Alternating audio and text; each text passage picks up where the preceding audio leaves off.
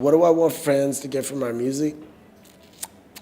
Happiness. Before Mask The Slump God dropped tracks like Take a Step Back, With Vengeance, Baby Wipe, and Catch Me Outside, which is now certified gold. Before getting co-signs from his childhood heroes like Missy Elliott, Timbaland, Busta Rhymes, and collaborating with artists like Lil Pump, A$AP Ferg, Lil Yachty, Offset, and the late XXXTentacion. We came from like nothing at all, like with no fans. So we seen literally our Instagram, SoundCloud, and Twitter go from 0 to wherever it is now. Before Ski Mask would garner 820K followers on SoundCloud, close to 500K on Twitter, and 3.4 million followers on Instagram at the time of recording. Mask The Slump God was raised in South Florida, Broward County, the same county that Kodak Black is from, where instead of homework, his dad would force him to practice his rhyme schemes. His dad was actually a rapper himself, going by the rap name Sin City, and wanted to make sure he passed down his skills to his son. Don't look up my dad. Now, I don't always listen to instructions well, so I found this clip. Sin City, man. The hills have eyes. I don't know if that's actually his dad or not, and the comments on that video were trying to figure out the same thing. But either way, shouts out to Sin City. Ski Mask has always been inspired by music and said it was the only thing that he ever knew he was talented at. But his rise to fame didn't come easy. He didn't really start crafting his bars until he was behind bars, where he met a rapper that helped change the course of his life. Together they grew a cult following unlike anything I've ever seen before, and did shows across the country where kids would go wild. Eventually, he would cement himself as one of hip-hop's most promising young acts. Sorry, had to clear my throat. We're good. So you know what I need? From this side to that side, I need you to turn the f*** up, alright? Good morning, afternoon, or evening, depending on when you're watching this. Before you go all up in arms in the comments saying, "We want Michael," who are you? First of all, who are you? That's right, I have no idea. But allow me to reintroduce myself. My name is Jeremy Hecht, and I'll be hosting today's video. Michael hired me to help out with videos for this channel so that we can keep expanding and producing more content for you. I recently covered JID and Trippie Redd, and I Trippie read all of your comments, and you guys liked the facts and enjoyed the video, but some of you wanted some more energy, so I just hit a double espresso and I'm fired up. So let me know in the comments how I did and who you want me to cover next. Anyways, let's get to the video. This is an updated version of Ski Mask's bio because so much has happened in his career since the last version, but let's jump right into it.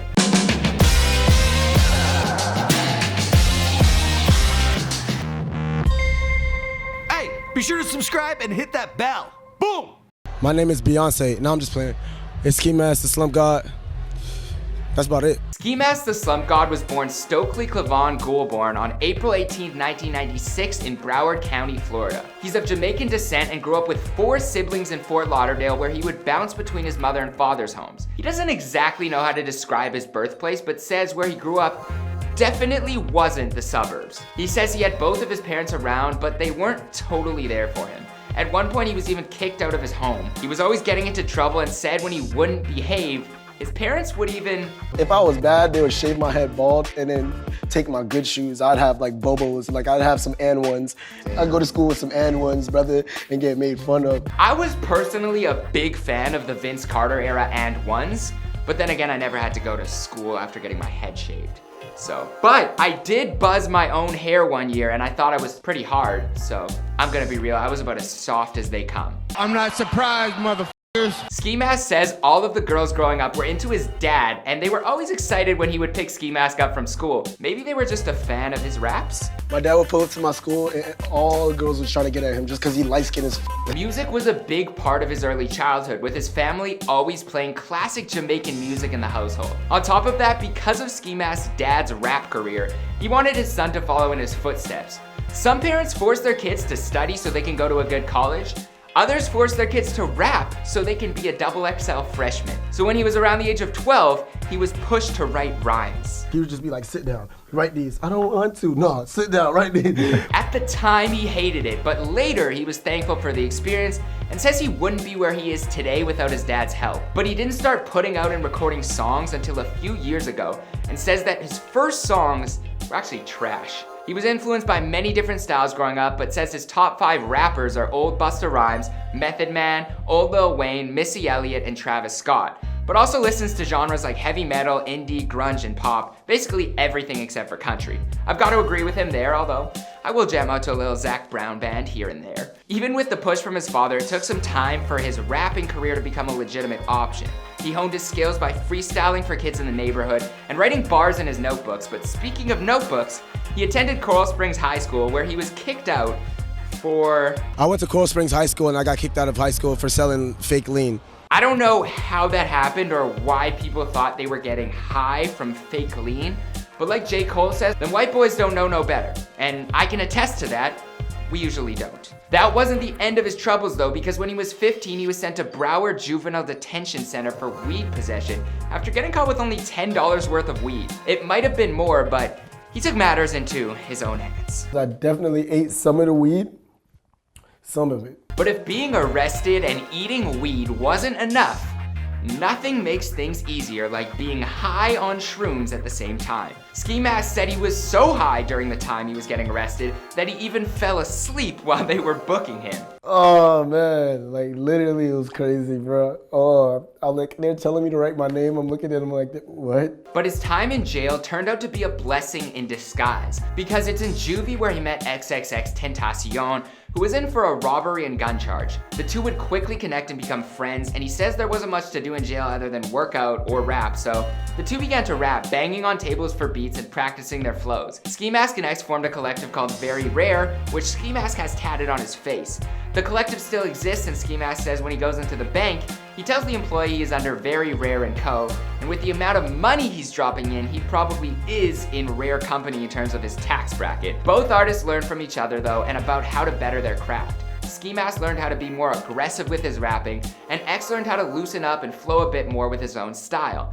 X even gave Ski Mask an extra biscuit or cookie for his birthday spent in jail. For my birthday, for real, because it's not like they're gonna give you a birthday cake, so. Real friends. How many of us? The two first contemplated meeting up on the outside to commit crimes together, but luckily they decided to put their creative talents toward a higher purpose of making music. X ordered a snowball mic off of eBay for Ski Mask to rap with and actually recorded his first song for him. The low quality mic and a bad laptop paired with the Audacity recording software is actually what created the distorted sound that made them famous. So we use distortion in our music.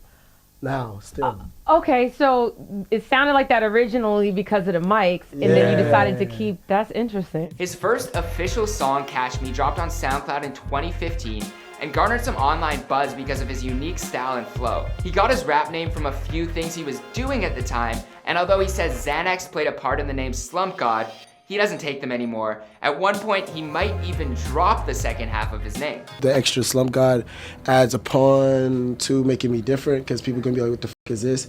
But I plan on dropping the Slump God off of it and just being Ski Mask. He also recommends that kids not take the drug because it only made him unproductive. The Ski Mask part of his name just represents getting it by any means necessary, but back in Winnipeg, Canada, where I'm from, we would literally just wear ski masks to avoid freezing our faces off, but then again, the place where I grew up definitely was the suburbs. Ski Mask formed a new collective with X called Members Only, which now includes other members like DJ Scheme, Rob Banks, and many more. The duo released their first two mixtapes, Members Only Volumes 1 and 2, later releasing a third volume 2 years later. Ski Mask also released his solo mixtape Drown in Designer in 2016, featuring songs like the Lil Pump assisted Where's the Blow and Take a Step Back, which currently has close to 100 million streams on Spotify. Ironically, he went on tour with Designer in 2017, where although he didn't drown, he did get into some rough exchanges.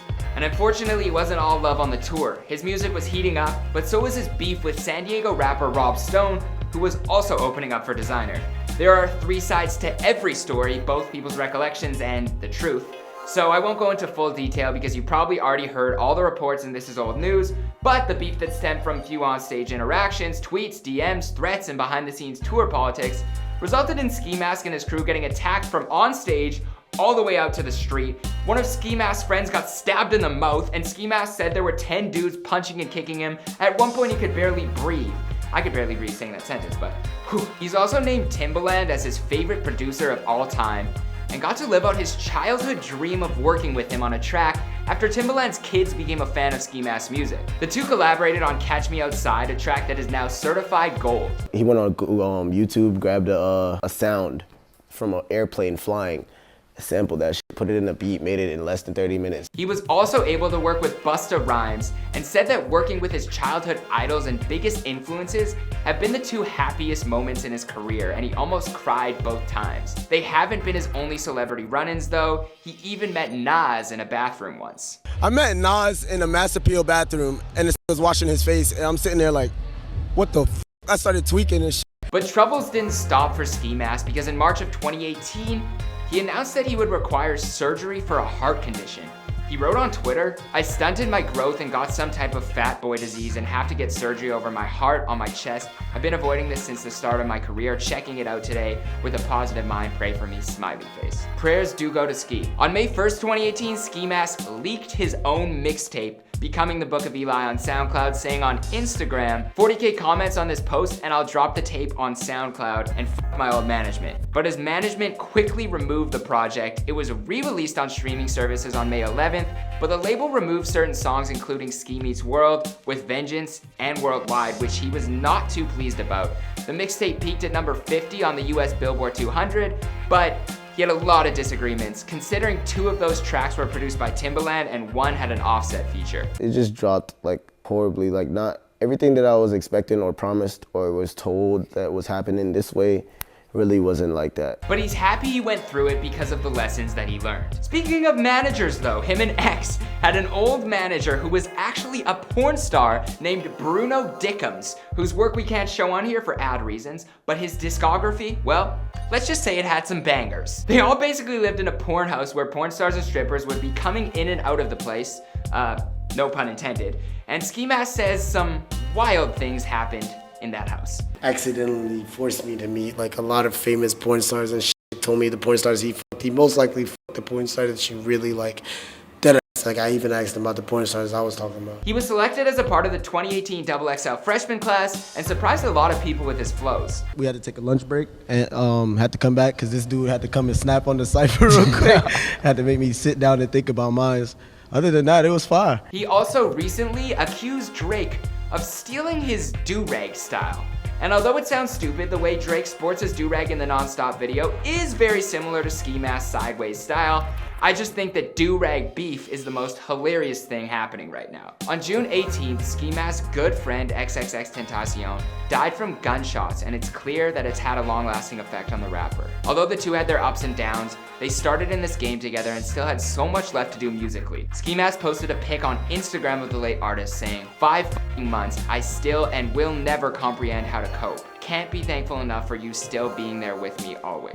He also paid tribute to X at multiple shows, saying that he hopes to take some of X's energy that still lives within him and give it to the crowd. With me, or you with X, you'll please do this for me. After many delays, as I was writing this script, we finally received the track list for Ski Mask's debut album with the iconic cover for Stokely, which includes features from Young Thug, Lil Baby, Lil Yachty, and Juice WRLD. And this is a 13-track album, and although I'm recording this on the 29th, it should be out by the time you watch this. As for what's next, in 10 years he hopes he will be retired. He wants to remove all of his tattoos and follow Childish Gambino's career path, making movies and being out of sight. He has talked a lot about the afterlife and says, because I feel like I know there's something after this, you feel me? And I feel like that's the best thing I feel like that's what, even though people are scared of death, I feel like that's what is the best thing of what we're waiting for is after death. He also talks about wanting to make it into the 27 club, but he still has a lot of things to check off his bucket list to complete, like skydiving, bungee jumping,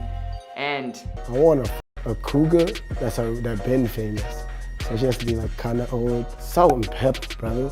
Pepper and salt. Where you at? No. So I hope he sticks around to see his dreams come true, and just because the kid has a lot of potential for long-term greatness. I don't want to see him go. As for the rest of the story, well, you know it because this is before they were famous.